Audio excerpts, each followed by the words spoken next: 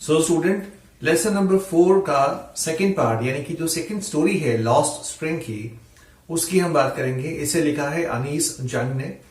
मैं आपको पहले भी कह चुका हूं, इस लेसन में 2 स्टोरीज हैं और अक्सर हम इसमें एग्जाम टाइम में कंफ्यूज हो जाते हैं। So you have to be careful. पहली कहानी हमने पढ़ी थी साहिब आलम की, जो दिल्ली के पास सीमापुरी का है, रैग पिकर है, कचरा बिनने वाला है। अब हम करेंगे second story. So don't get confused. I want to drive a car. Mukesh insist on being his own master. I will be a motor mechanic, he announces. मैं एक कार चलाना चाहता हूं। मैं एक मोटर मैकेनिक बनना चाहता हूं, मुकेश ने ऐसा कहा। वो अपना मालिक खुद बनना चाहता है, अपना इंडिपेंडेंट काम करना चाहता है Mukesh. Do you know anything about cars? I ask. तो अनीश जंग ने, लेखिका ने उससे पूछा कि क्या तुम्हें कार के बारे में कुछ जानकारी है? I will learn to drive a car, he answers, looking straight into my eyes. His dream looms like a mirage amidst the dust of streets that fill his own town, Firozabad, famous for its bangles. तो उसने कहा कि मैं car चलाना सीख लूंगा, और उसने मेरी आंखों में आंखें डाल के ये कहा, यानी उसमें कॉन्फिडेंस था। मुकेश की आंखों में एक धुंधला सा सपना था, बिल्कुल वैसा ही धुंधला जैसा कि धुंधलाहट उसके शहर फिरोजाबाद में मिट्टी की कणों की दिखाई पड़ती है। वो फिरोजाबाद जो बैंगल्स, चूड़ी के लिए फेमस है। Every other family in Firozabad is engaged in making bangles. It is the center of India's glass blowing industry, where families have spent generations working around furnaces, welding glass, making bangles for all the women in the land, it seems. Mukesh का पूरा परिवार bangles बनाने में, चूड़ियां बनाने में busy है, और फिरोजाबाद में लगभग हर परिवार इसी काम में लगा रहता है।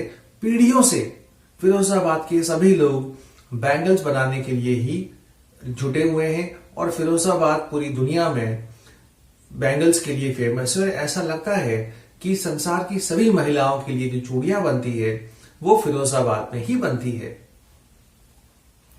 ये सभी लोग भट्टी के पास ग्लास को पिघलाते हैं, उसको वेल्ड करते हैं, और बैंगल्स बनाने का काम पीढ़ियों से यहां चला आ रहा है। Mukesh's family is among them. None of them know that it is illegal for children like him to work in the glass furnaces with high temperatures in dingy cells without air and light. That the law, if enforced, could get him and all those 20,000 children out of the hot furnaces where they slog their daylight hours, often losing the brightness of their eyes. Mukesh का परिवार भी उन सब परिवारों में से ही एक है जो बैंगल बनाने में बिजी हैं। उनमें से कोई नहीं जानता कि बच्चों को इस तरह से गर्म तापमान के अंदर भट्टी के पास काम करना इलीगल है, गैर कानूनी है, क्योंकि यहां उस जैसे 20,000 बच्चे बैंगल्स बनाने के काम में जुटे हुए हैं। इनमें से किसी को भी, ना इन्हें ना इनके फैमिली मेंबर्स को ये पता है कि अगर कानून जबरदस्ती करे तो ये सब 20,000 बच्चे यहां काम नहीं कर सकते, क्योंकि ना तो यहां पे हवा है, ना सूरज की रोशनी है, घुटन, पोल्यूशन और सिर्फ बीमारियां यहां पनपती है। और इतनी दुर्दशा में ये लोग काम करते हैं, इतनी बुरी हालत में काम करते हैं, जहां प्रॉपर लाइट, हवा, वेंटिलेशन नहीं मिलती है, कि इनमें से अधिकांश लोगों की जिंदगी में अंधापन आ जाता है, इनकी आंखों की रोशनी चली जाती है। Mukesh's eyes beam as he volunteers to take me home, which he proudly says is being rebuilt. Mukesh की आंखों में एकदम चमक आ जाती है जब वो मुझे कहता है कि आइए मैं आपको अपना घर दिखाता हूं। इस वक्त मेरा घर रीबिल्ड हो रहा है, दोबारा बन रहा है। We walk down stinking lanes choked with garbage, past homes that remain hovels with crumbling walls, wobbly doors, no windows, crowded with families of humans and animals coexisting in the primeval state. तो हम लोग यानी मुकेश और मैं, लेखिका अनीश जंग, हम निकल पड़े उन सकरी गलियों के बीच से जहां इतने कच्चे मकान थे कि उनकी दीवारें जो मिट्टी की थी वो भी लगभग ढह रही थी। पतली सी टिन के दरवाजे लोहे के जो हिलते थे, इतने कमजोर दरवाजे। और गंदगी, जहां इंसान और जानवर उन झुग्गी झोपड़ियों में बड़ी ही हालत खराब, बड़ी ही खस्ता स्थिति में, बेकार स्थिति में रहते थे, उन गलियों के बीच से होते हुए मुकेश मुझे अपने घर ले जा रहा था। He stops at the door of one such house, bangs a wobbly iron door with his foot and pushes it open. वो ऐसे ही एक घर के सामने जाकर रुकता है और जो टिन का दरवाजा है, पतली सी लोहे की चादर का, उसे लात मार के जब वो खोलता है तो दरवाजा हिलते हिलते खुलता है। आपने देखा होगा, पतले से लोहे के दरवाजे को आप जोर से लात मारेंगे तो वो हिलते, वॉबली करते करते ही खुलता है। ये है मुकेश का घर। We enter a half-built shack. In one part of it, thatched with dead grass, is a firewood stove over which sits a large vessel of sizzling spinach leaves. On the ground, in large aluminium platters, are more chopped vegetables. A frail young woman is cooking the evening meal for the whole family. हम एक आधे अधूरे बने हुए झोपड़े में घुसते हैं और देखते हैं कि वहां पे एक चूल्हा जल रहा है। उस चूल्हे में सूखी घास फूस तिनके जल रहे हैं। उसके ऊपर एक एल्यूमिनियम का बर्तन रखा हुआ है, बड़ा सा। उसमें उस बर्तन पे ढक्कन लगा रखा है। पालक की पत्तियां उबल रही है, पालक उबल रहा है और पास में ही एल्यूमिनियम की बड़ी सी प्लेट है, उस पर खूब सारी सब्जियां कटी हुई पड़ी हैं। और एक कमजोर औरत, फ्रेल यानी कमजोर औरत, यंग औरत जो है, वो बैठी हुई है और परिवार के लिए शाम का भोजन तैयार कर रही है। Through eyes filled with smoke, she smiles. She is the wife of Mukesh's elder brother. उसकी आंखों में धुएं की वजह से जलन हो रही है, लेकिन जैसे ही वो हमें देखती है वो मुस्कुराती है। ये कमजोर सी यंग औरत जो है, ये मुकेश के बड़े भाई की पत्नी है, यानी मुकेश की भाभी है। Not much older in years, she has begun to command respects as the bahu, the daughter-in-law of the house, already in charge of 3 men, her husband, Mukesh and their father. ज्यादा उम्र की नहीं है, बहुत कम उम्र की है, लेकिन इसे घर में बहू का दर्जा मिला हुआ है। ये मुकेश के बड़े भाई की पत्नी है। बहू होने के नाते इसका घर में एक सम्मान है। घर में 3 पुरुष हैं, मुकेश, मुकेश का बड़ा भाई और मुकेश के फादर। उन सबका खाना पीने की व्यवस्था बहुरानी करती है, यानी ये औरत करती है। When the older man enters, she gently withdraws behind the broken wall and brings her veil closer to her face. As the custom demands, daughters-in-law must veil their faces before male elders. जब घर के बड़े बुजुर्ग पुरुष सदस्य जैसे ही घर में आते हैं, तभी बहुरानी जो है, औरतें घर की, वो घूंघट कर लेती है और अपने आप को टूटी फूटी दीवार के पीछे थोड़ी सी छुपा लेती है, शर्म की वजह से, सम्मान की वजह से। ऐसा यहां रिवाज है। In this case, the elder is an impoverished bangle maker. Despite long years of hard labor, first as a tailor, then a bangle maker, he has failed to renovate a house, sent his 2 sons to school. All he has managed to do is teach them what he knows, the art of making bangles. यहां इस case में जो बुजुर्ग आदमी है वो है simple सा गरीब मुकेश का फादर, जो अपनी जिंदगी में बेचारा पूरी जिंदगी मेहनत करने के बाद, पहले उसने टेलर का काम किया, दर्जी का, उसके बाद बाकी पूरी जिंदगी उसने बैंगल्स बनाने में ही अपने पुश्तैनी काम में लगा दी और सिर्फ अपने बच्चों को एक ही काम सिखा पाया और वो है चूड़ी बनाने का काम। इतना गरीब कि वो ना तो बच्चों को पढ़ा सका और अपने घर को भी नहीं बना सका। जो कुछ था उसके पास ये टूटा फूटा झोपड़ा ही था। It is his karam, his destiny, says Mukesh's grandmother, who has watched her own husband go blind with the dust from polishing the glass of bangles. तो मुकेश की दादी ने कहा कि यही इसका कर्म है। कर्म यानी यही इसकी किस्मत है। उस दादी ने कहा जिन्होंने अपने हस्बैंड को भी जिंदगी में चूड़ी बनाने की वजह से अंधा होते हुए देखा था। क्योंकि जब ये लोग चूड़ियां बनाते हैं तो बारीक बारीक कांच के टुकड़े, जो डस्ट है ग्लास की, वो इनकी आंखों में चली जाती है और धीरे धीरे ये लोग अंधे हो जाते हैं। Can a God-given lineage ever be broken? She implies. और उसने कहा कि ये तो हमारी किस्मत है, ईश्वर ने हमें इसीलिए पैदा किया है, और क्या हम लोग भगवान की दी हुई इस परंपरा को तोड़ सकते हैं? हमें तो यही करना है। Born in the caste of bangle makers, they have seen nothing but bangles in the house, in the yard, in every other house. every other yard, every street in Firozabad. चूंकि ये लोग बैंगल मेकर्स के परिवार में पैदा हुए हैं, तो इन्होंने अपनी जिंदगी में सिर्फ और सिर्फ यही काम देखा है। फिरोजाबाद के हर घर में, हर गली में, हर मकान में एक ही काम होता है, वो है बैंगल्स बनाने का काम, चूड़ी बनाने का काम। Spirals of bangles, Sunny gold, paddy green, royal blue, pink, purple, every color born out of the 7 colors of the rainbow lie in mounds in unkempt yards, are piled on 4-wheeled hand carts pushed by young men along the narrow lanes of the shanty town.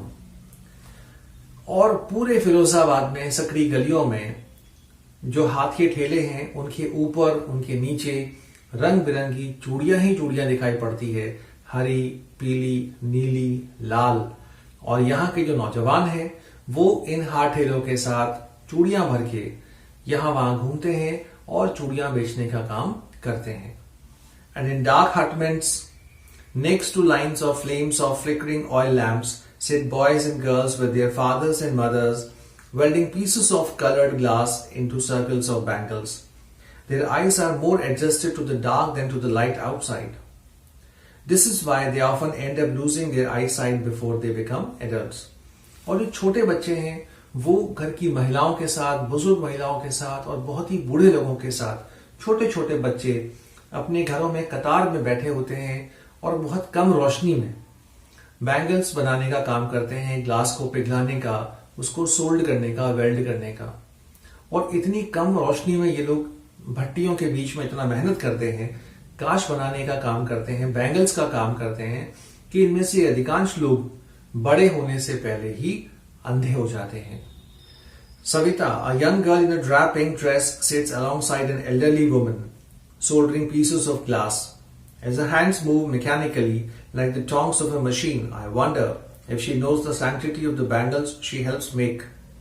एक छोटी सी लड़की जो पुरानी सी pink colour की dress पहने हुए बैठी है अपनी दादी के पास में और बहुत फुर्ती से, जैसे कि मशीन काम करती है, वो बैंगल्स को सोल्ड कर रही है, उसको जहां पे जॉइंट होता है चूड़ी, उस पे काम कर रही है वो।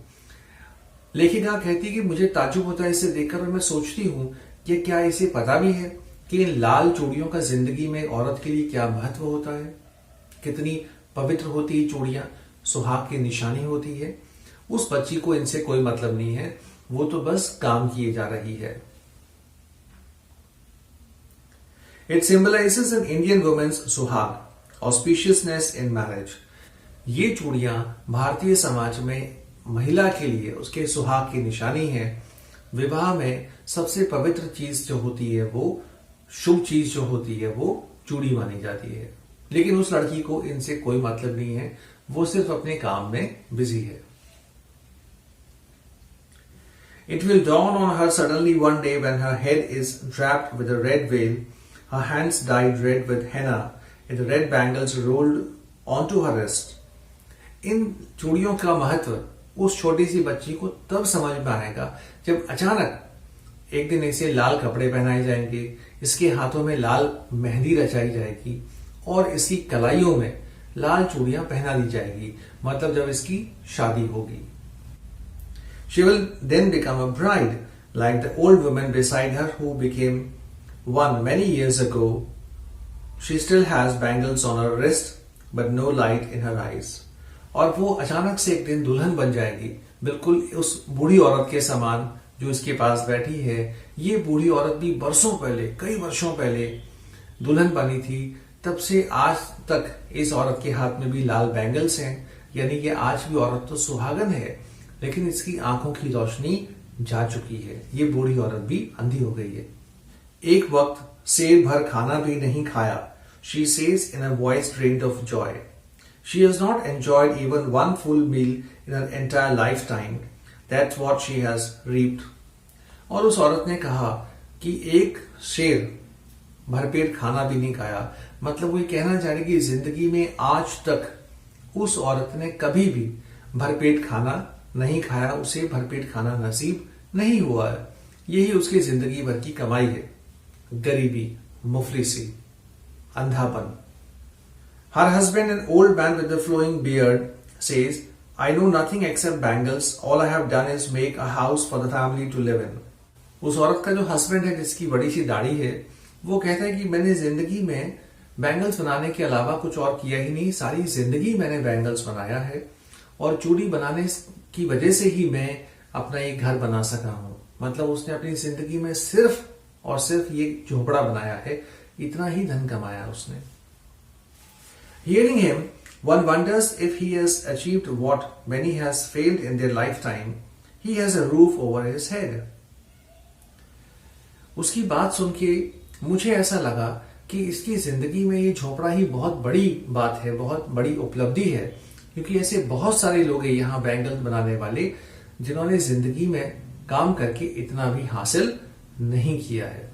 The cry of not having money to do anything except carry on the business of making bangles, not even enough to eat, rings in every home. The young men echo the lament of their elders. और यहाँ फिरोजाबाद के हर घर में एक ही रोना है, वो ये है कि इन्हें जिंदगी भर भरपेट खाना भी नसीब नहीं होता, इन्हें रोजगार नहीं मिलता, ये बहुत ही गरीबी में रहते हैं। और जो नौजवान लोग हैं वो अपनी पुरानी पीढ़ी यानी अपने बड़ों का हमेशा उन्हें कोसते रहते हैं, उनका रोना रोते रहते हैं कि उनकी वजह से हमारी ये हालत है। Little has moved with time, it seems, in Firozabad. और ऐसा लगता है कि वर्षों से यही दौर, यही सिलसिला चला रहा है, कुछ भी नहीं बदला फिरोजाबाद में सिवाय समय के। Years of mind-numbing toil have killed all initiative and the ability to dream. इतने वर्षों से ये लोग जिस गरीबी में काम कर रहे हैं, अब तो इन्हें सपनों में भी इस गरीबी से छुटकारा दिखाई नहीं देता। Why not organize yourself into a cooperative?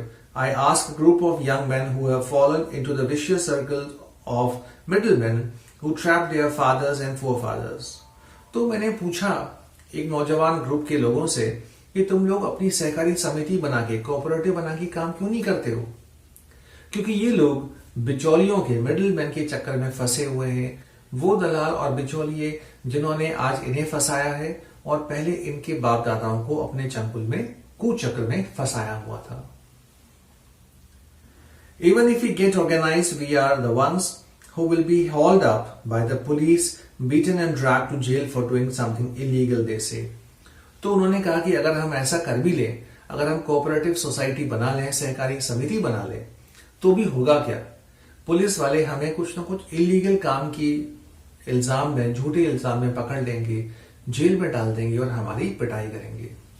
यानी यहाँ का प्रशासन, पुलिस और बिचौलिए सब मिले हुए हैं। कोई नहीं चाहता कि ये लोग इस गरीबी के कुचक्र से बाहर निकले। There is no leader among them. No one could help them see things differently. इनमें से कोई भी ऐसा नहीं जो इनका लीडर हो, जो इन्हें कुछ अलग सपना, अलग राह दिखा सके। Their fathers are as tired as they are. They talk endlessly in a spiral that moves from poverty to apathy to greed and to injustice. इन सभी लोगों के पास घूम फिर के एक ही बात है, गरीबी, दुख, लालच और अन्याय, क्योंकि इन्हीं सब कुचक्र में ये लोग जिंदगी भर फंसे रहते हैं। Listening to them, I see two distinct worlds. One of the family caught in a web of poverty, burdened by the stigma of caste in which they are born. The other a vicious circle of sahukars, ये important है, the middlemen, the policemen, the keepers of law, the bureaucrats and the politicians. Anish जंग कहती कि इनकी बात सुन के मुझे यहाँ दो अलग अलग दुनिया साफ तौर पे दिखाई पड़ रही है। एक दुनिया इन गरीब लोगों की है जो हमेशा दुख में रहते हैं, हमेशा इस कास्ट में पैदा होने का जो लांछन है, जो श्राप है, उससे ग्रसित होते हैं। इन्हें लगता है कि जिंदगी भर हमें यही काम करना है, हमें गरीबी से कभी छुटकारा नहीं मिलेगा। दूसरी दुनिया है उन लोगों की जिन्होंने एक कुचक्र बना रखा है इन्हें गरीबी से बाहर न निकालने के लिए। और वो कुचक्र में कौन कौन लोग शामिल है? साहूकार यानी जो ब्याज पे पैसे देता है इन लोगों को, वो बिचौलिए, पुलिस वाले, वकील, सरकारी प्रशासनिक अधिकारी और राजनीतिक लोग, ये सभी लोग एक और दुनिया के लोग हैं और ये लोग अलग दुनिया के लोग हैं। Together they have imposed a baggage on the child that he cannot put down. Before he is aware, he accepts it as naturally as his father. और इन दोनों दुनिया के लोगों ने मिलके, इनकी सोच और इनके सिस्टम ने मिलके यहाँ के बच्चों के ऊपर एक ऐसा बोझ डाल रखा है कि जब वो धीरे धीरे बड़ा होता है तो वो उसी सिस्टम का हिस्सा बन जाता है, उसी कुचक्र में वो फंस जाता है। और यही यहाँ सदियों से, पीढ़ियों से चला रहा है। To do anything else would mean to dare, and daring is not part of his growing up. और वो बच्चा बड़ा होने के बाद कुछ और करने का सोचता भी नहीं है। कुछ और सोचना फिरोजाबाद में दुस्साहस के बराबर है, दुस्वप्न के बराबर है। यही काम उन्हें करना है। When I sense a flash of it in Mukesh, I am cheered. I want to be a motor mechanic, he repeats. वो कहती कि जब मैंने मुकेश में इससे कुछ अलग करने का जज्बा देखा, उसकी आंखों में चमक देखी, उसकी बातों में आत्मविश्वास देखा, जब उसने कहा कि मुझे मोटर मैकेनिक बनना है, तो मुझे बहुत खुशी हुई। He will go to the garage and learn, but the garage is a long way from his home. I will walk, he insists. उसे मोटर मैकेनिक बनने के लिए गैराज जाना पड़ेगा और गैराज यहां से बहुत दूर है। तो उसने कहा कोई बात नहीं, मैं चल के जाऊंगा, पैदल जाऊंगा, लेकिन मैं सीखूंगा काम। Do you also dream of flying a plane? He is suddenly silent. No, he says, staring at the ground. तो मैंने पूछा कि क्या तुम्हें कभी हवाई जहाज उड़ाने का भी सपना आता है कि तुम ऐसा काम भी करोगे, एक दिन तुम हवाई जहाज उड़ाओगे? एकदम मुकेश खामोश हो गया, जमीन की ओर निराश होकर देखने लगा और उसने कहा नहीं। In his small murmur there is an embarrassment that has not yet turned into regret. He is content to dream of cars that he sees hurtling down the streets of his town. Few aeroplanes fly over Firozabad. उसकी बातों में थोड़ा सा असंतोष था जिंदगी के प्रति, लेकिन पछतावा नहीं था। मुकेश अपने शहर में, वहां की शहर की गलियों में, सड़कों पे कारों को दौड़ता हुआ देखता था और इसीलिए उसके सपनों की पहुंच मोटर मैकेनिक बनने तक सीमित थी। हवाई जहाज फिरोजाबाद के ऊपर से नहीं उड़ते थे और इसीलिए मुकेश के सपनों की उड़ान भी हवाई जहाज तक नहीं पहुंची। उसे सिर्फ मोटर मैकेनिक ही बनना था। सो स्टूडेंट, ये कंप्लीट हुआ आपका lesson number 4, lost spring. Important lesson है। All the best. Thank you.